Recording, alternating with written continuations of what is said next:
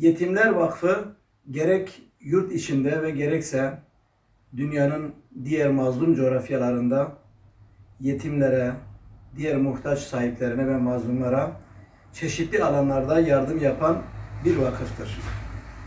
Bizler Çermik temsilciliği olarak da Yetimler Vakfı'nın bu mealdeki yardımlarımızı, çalışmalarımızı yapıyoruz.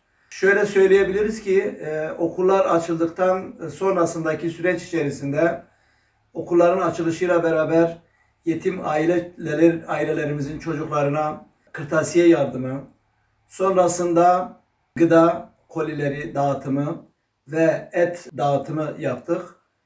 Son olarak bu Kasım ayında, bugünlerde Çermik'in gerek merkezinde ve gerekse de köylerinde kışlık giysi olarak bot, mont, bere ve diğer giysi yardımı ve dağıtımı yaptık.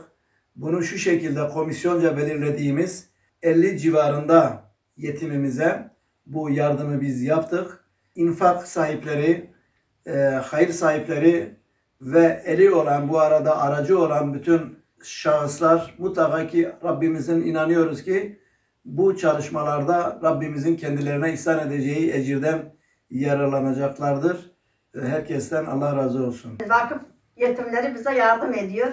Gıda olsun, giyim olsun, et olsun, kırtasiye malzemeleri olsun. Bize yardımda bulunuyorlar, her çeşit yardımda. Kendilerine teşekkür ediyoruz. Verenin, vesile olanın Allah herkesin haline kabul etsin.